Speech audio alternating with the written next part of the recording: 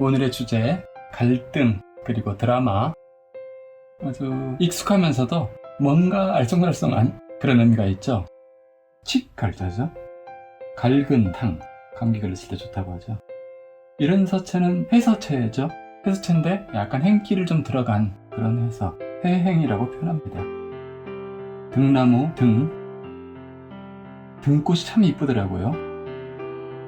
휴식하는 곳 같은데 이렇게 등꽃 쫙 연속으로 피어있는 거 보면은 아주 예뻐요.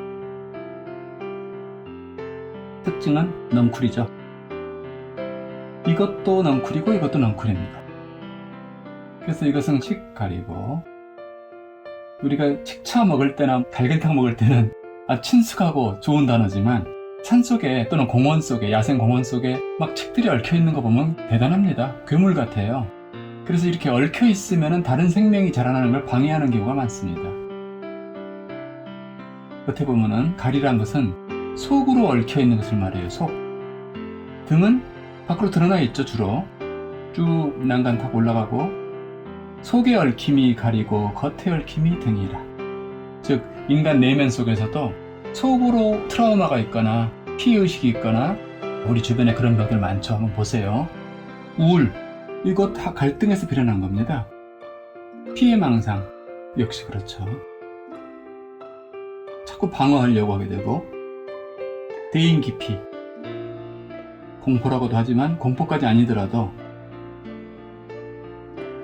이런 것들이 다 이 갈등과 연관된 그런 것들이고, 트라우마도 사실은 그렇습니다. 매운 거 트라우마도 있죠. 심지어 강아지, 네 발 달린 동물을 무서워하는 거, 벌레를 무서워하는 거, 이런 등등이 다 어떻게 보면 속에 있는 보이지 않는 갈 속에서 비롯되는 자동 반응인 경우가 많아요. 그리고 겉으로도 삐져 있다거나 꼬여 있다거나 날카로운 반응을 보인다거나 이런 것이 다 등이라는 것인데, 갈과 등은 서로 속에서 얽혀 있죠. 중간쯤에서. 이것을 분류해보자면은 욕심류에 속합니다. 욕심에서 비롯되는 거거든요. 그리고 과를 분류하자면은 집착과. 욕심이 좀 있더라도 집착까지 일어나지 않는다면은 이것은 잘만 조절하면 의욕이 될 수도 있습니다. 의욕은 좋은 겁니다. 욕심이 나쁜 거지. 나만 잘 되고 남이 어찌됐든 모르겠다, 그게 욕심이죠. 그것이 아주 끈끈하게 점성을 띄었을 때 집착이라고 합니다. 달라붙게 되죠. 계속 그걸 생각하게 되고 그걸 추구하게 되고, 그게 문제죠. 그러면 속에서 갈과 등이 이렇게 형성될 수밖에 없죠. 그러면 어떻게 되느냐, 사람이. 자, 중심이 이렇게 있어요. 기뻤다가 우울했다가, 기뻤다가 우울했다가, 슬펐다가 기뻤다가, 이런 식의 인생이 반복이 돼요. 이걸 보고 뭐라고 합니까? 일희. 아시죠? 일비, 슬플비. 조금 좋은 일 있으면 너무너무 좋아했다가, 좀 안 좋은 일 있으면 막 비참해했다가 걱정했다가, 일희일비하는 인생이 되어서야 그것은 우아한 선비의 삶이 아니고 우아한 현인의 삶도 아니죠. 일희일비하지 않아야 되죠. 그러기 위해서 옛 성인들은 우리에게 해결책을 주셨습니다.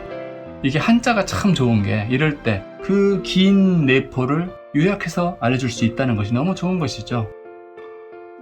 우리 언행에 있어서 이렇게 하면 된다라고 지침을 주셨어요. 어떻게 하느냐? 아주 쉬운 단어들입니다. 이 한자가 쉬워요. 한번 보세요. 선타, 먼저 선, 남타, 나를 타도 되고, 타인을 먼저 생각하고, 후가 나오죠. 선의 상대로 후가 나오는 거죠. 후에 나를 챙겨라. 남 먼저 배려하고 그 다음에 나를 챙겨라, 또는 돌아보라, 이런 말이죠. 선타후아. 참 발음도 아름답고 내용도 깨물어 볼수록 향기가 우러나는 그런 표현입니다. 여기에 또 짝이 있겠죠. 선타후아만 외우셔도 돼요. 하지만 세트를 완성시키자면은 옵슬무, 이런 점 4개 찍는 것도 표정이 있게. 무사, 사적이지 않고, 이런 뜻이죠. 개인적이지 않고 어떤 일을 행하고 말함에 있어서 내 위주가 아니고, 사실 같은 말입니다. 또 무자가 한 번 더 나와요. 그래서 일부러 좀 다르게 쓰는 겁니다. 서예술은 폰트하고 다르죠. 똑같이 쓰는 것이 미덕이 아닙니다. 다르게 쓰는 거죠. 무사무아 또 아자가 나옵니다. 이 아자는 원래 창을 들고 방어하는 모습이죠. 이게 창과자죠. 여기 이렇게 나를 지키는 모습이에요. 그래서 이 나아자 속에는 항상 불안이 들어있는 겁니다. 나는 지켜야 된다. 침범받을지도 모른다. 라는 분리의 악몽. 그것 속에서 우리가 일희일비하기 때문에 갈등이 생기는 것이죠. 갈등이 생기기 때문에 또 일희일비되고 남을 먼저 배려하고 나를 돌아봐도 오히려 충분하다라는 말씀을 하고 있는 겁니다. 그리고 개인적이고 또 이기적인 그러지 말고 선타후와 무사무아. 자, 이 말이 여러분 생각해보면 어렵다는 생각 드시죠? 가령 접촉사고가 났는데 상대방 차에서 뛰어내려가지고 아니 운전을 이따위로 하는 거야 하고 이제 먼저 소리를 쳤어요. 어느 나라나 그렇듯이 목소리 큰 사람이 이긴다 뭐 이런 거 있죠. 막 삿대질 하면서 소리 쳤는데 이쪽 사람은 그렇지만 그쪽이 먼저 뛰어들고 뭐 등등 얘기를 할 수도 있겠지만 차분히 평정심을 잃지 않고 대화해도 되거든요. 그게 바로 선타후와 무사무아의 정신일 수도 있어요. 그러면 꼭 일이 불리해지느냐? 그렇지도 않더라고요. 제 경험입니다.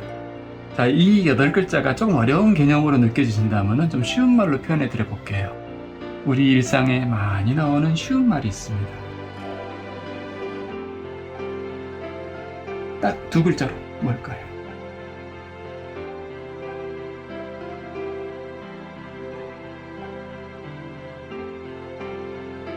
양보할 양이죠. 걸음보. 좁은 길 같은 데서 또 엘리베이터 탈 때 양보하는 거죠. 바빠 보이는 사람에게. 양보하는 마음. 이게 바로 이 말입니다. 조금만 양보한다면, 한 걸음 또는 반 걸음만 물러선다면. 이런 말씀도 있었어요. 모순이 일어났을 때, 부딪혔을 때, 반 걸음만 물러서면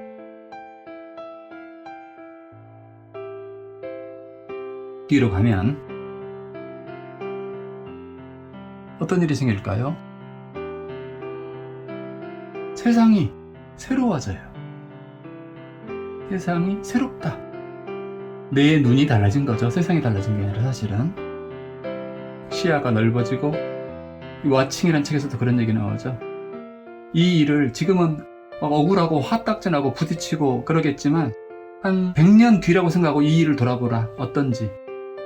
또는 2만 미터 성공해서 이 일을 한번 쳐다봐라. 이게 얼마나 어리석은 다툼인지. 그래서 반걸음 물러설 때 시야가 확 넓어지고 지름이 넓어지고 내 흉금이 커지는 것이겠죠. 오늘은 갈등을 해소하기 위한 일희일비를 해소하기 위한 언행에서의 선타후와 무사무아 그리고 양보 그리고 반걸음만 물러서면 세상이 새롭다는 이야기를 여러분과 즐겁게 나누어 보았습니다.